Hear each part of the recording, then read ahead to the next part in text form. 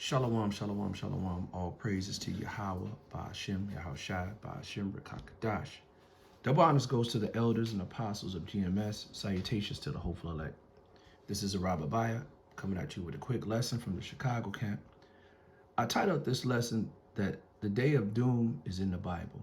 So this was a quick clip I got from the Doomsday Clock.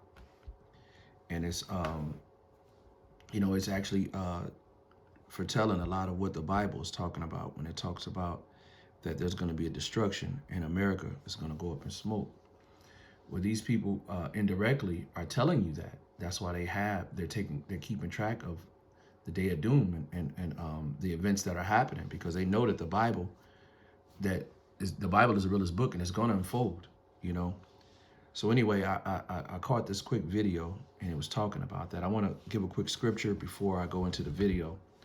I want to start at Zechariah chapter 13, verse 8. And it reads, "It shall come to pass that in all the land, saith the Lord, 2 parts therein should be cut off and die, but the third part should be left therein. And I will bring the third part through the fire, and I will refine them as silver is refined, and I will try them as gold is tried. And they shall call out my name." Well, I thought that the name didn't matter. It says they shall call out my name, and I will hear them, and I will say, "It's my people," and they will say, "Yahweh is my power." So this talks about, I'm sorry about the snoring. That's my dog. She's a snorer. So please forgive me. But anyway, this is talking about that there's going to be something's going to happen. There's going to be a destruction, and the Lord's going to separate his elect out of the people. So this is another clue that the Bible is pretty accurate, and that they're keeping track of the events, that the Bible prophesied about. So anyway, let's play this video real quick. Is no ordinary clock. It doesn't tell time. Instead, it counts down to the apocalypse. This is the Doomsday Clock, and if we're to ever strike midnight, well, let's just say we probably won't be here to see it. On January 23rd, experts updated just how close they think we are to catastrophe. The Doomsday Clock was conceived by a group of scientists who worked on the atom bomb, known as the Bulletin of the Atomic Scientists.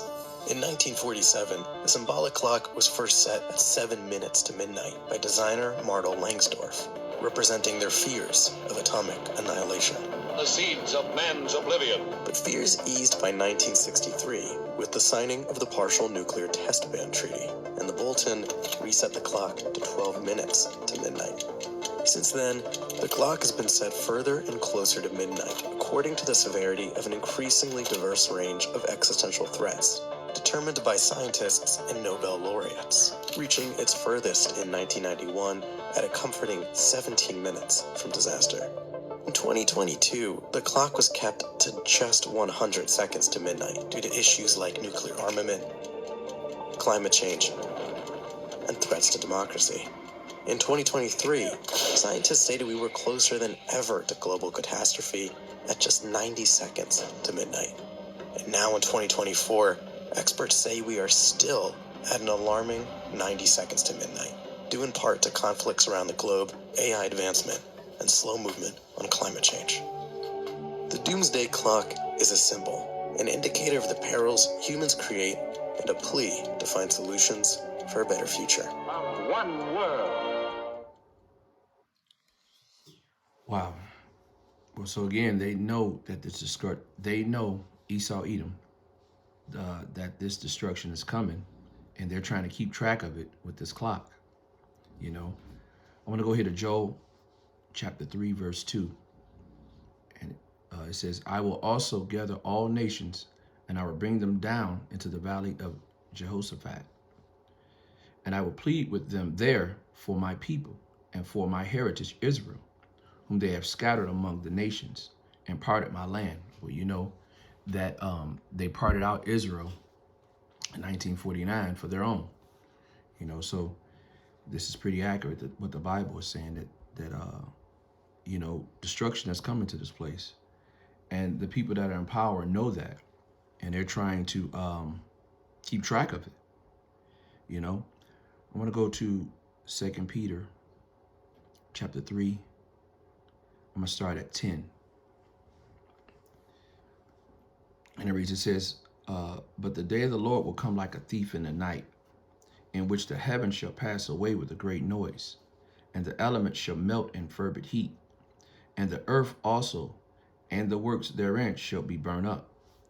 Seeing then that all these things shall be dissolved, and what matter of poor persons ye ought to be, but in holy conversation and godliness, looking for and hastening unto the day of the Lord, the day of God, wherein the heavens shall be on fire and shall be dissolved, and the elements shall melt with fervent heat. So there's going to be a great fire, a great destruction that happened during that time. You know, this is not no small thing, you know, and the only thing that can cause that type of destruction is those nuclear weapons that the Bible talk about, that the Bible indicates, you know, and there's going to be, you know, it also tells you about the people that's going to be, well, let me get that. Let's go to Zechariah chapter 14. Let's go to verse 12. It says, and this shall be the plague wherein the Lord will smite all the people that have fought against Jerusalem. And their flesh shall be consumed away while they stand upon their feet, and their eyes shall be consumed away in their holes, and their tongue shall be consumed away in their mouth. So this is telling you that when that bomb hit, it's going to be devastating, man. You know, for something like this to happen, where their eyes be consumed out of their socket, that means that it has to be burning very, very fast, you know, very, very rapidly, you know. And it so it says that their flesh should be consumed away while they stand upon their feet, you know. Can you picture that? And it says their eyes should be consumed away in their holes, and their tongue should be consumed away in its mouth. So this thing is going to be devastating, you know. And this is why, you know, Esau is keeping track of what's going on, you know, as far as, you know, the things that are happening in the earth, because they know that the Bible has got to be fulfilled, and they know it's going to be fulfilled, and ain't nothing they can do about it. But they can try to play defense, which is not going to help them any. So, anyway, I want to give all praises and honor to Yahweh, Ba'ashem, Yahushai, Ba'ashem, Rakakadash. Double honors goes to the elders and apostles of GMS. Salutations to the hopeful elect. Shalom till next time. Shalom.